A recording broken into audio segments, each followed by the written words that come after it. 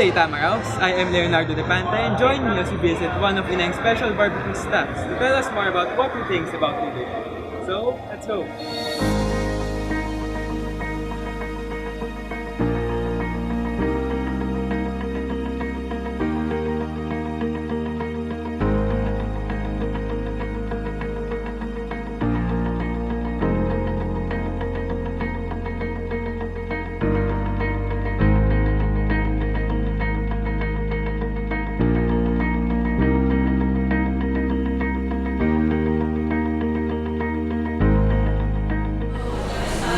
So good afternoon, sir. Good afternoon naman.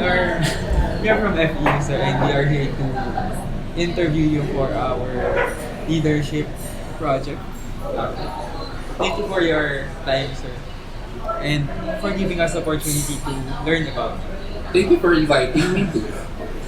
You're welcome, sir. Also, can you give us a brief background about yourself, sir? How long have you been working here? And Me, I started my career last 1988. Actually 1985. Yeah. I was then a manager of a certain food chain here in the Philippines. And I went to most of my career is from abroad. I worked in Singapore for almost 12 years. Then sa Dubai, I worked there for only 6 months. Then I returned back. I worked there as an operations manager of a certain, pwede mo sabihin? okay na, sir. Sure. Yeah, for a certain fast food chain. Since you have many experiences based on your stories, sir, I would like to ask you a few questions regarding leadership. So for the first question, what does leadership mean to you? Leadership means to me, it's like setting one foot ahead. That is leadership. A good leader says, I always say, let's go. It's like you would initiate. If you want to do something, you need to initiate. That is leadership. Since each individual has his or her own way of leading people, how would you describe your way of leading? Me, I am a kind of I possess several types of leadership. Most of the time I am autocratic. But sometimes I do participate. I am a autocratic participative leader. Sometimes democratic. But most of the time, authoritarian kind of leadership. I do listen to, of course. You need to listen to your team, of course. If you are a good leader, you should be a good listener. Since you are very knowledgeable, sir, and I think you are very experienced and familiar in your field, have you ever had a role model where you learned everything? Yes, of course. Yes, I do have. And that is my parents, of course. My dad and my mom. What have you learned from them exactly that you think gave a real impact to your career as a leader?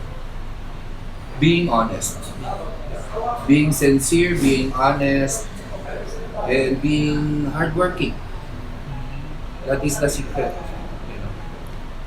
How were they as role models? Were they strict role models? Yes, they are. They were, sorry. So, how did you adapt this things that you learned to your career as leader? Being a leader, it's like it's all in the attitude. It's really in the attitude. It's not about knowledge. It's not about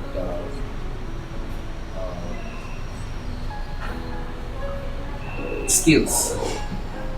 It's about attitude. If you possess a positive attitude towards work, you will be a good leader. Always think positive.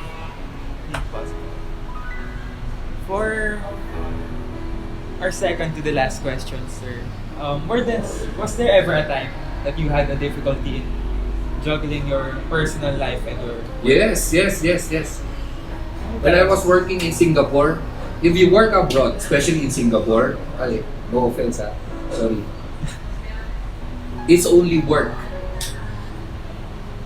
No time for yourself. Only work. It's like I'm working there for 14 hours a day. We just go home and sleep, eat, then sleep, then go to work again.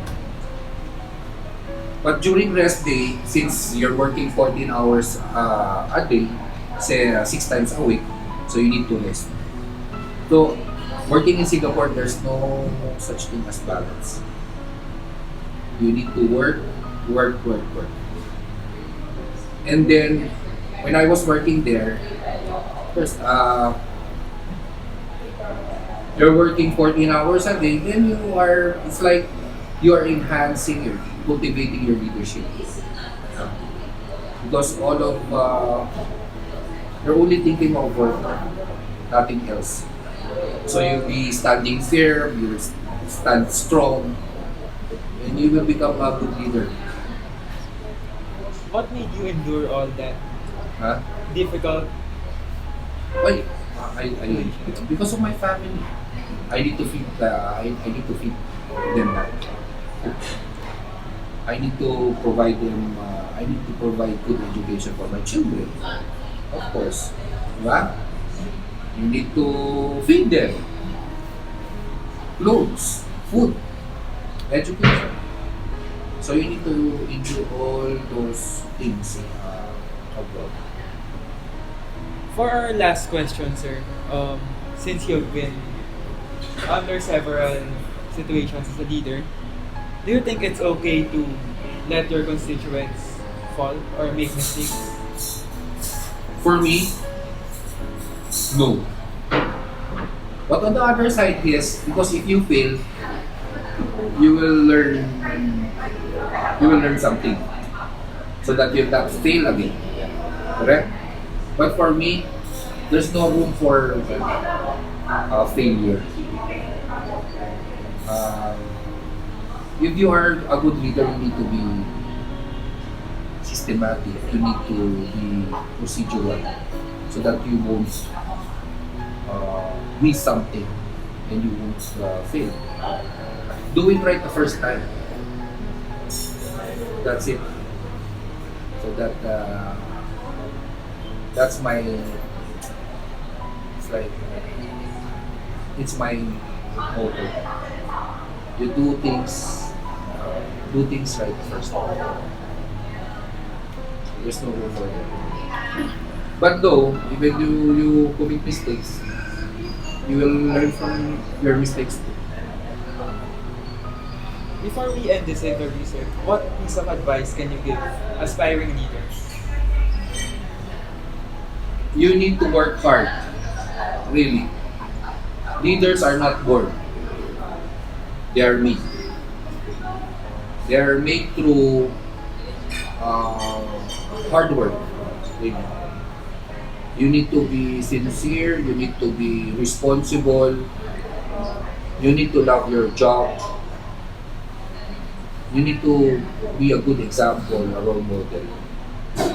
And you need to work hard. That's the thing, working hard. And you need to possess a positive attitude towards it. Then you'll become a good leader. That's all, sir. Thank you for Thank you very much.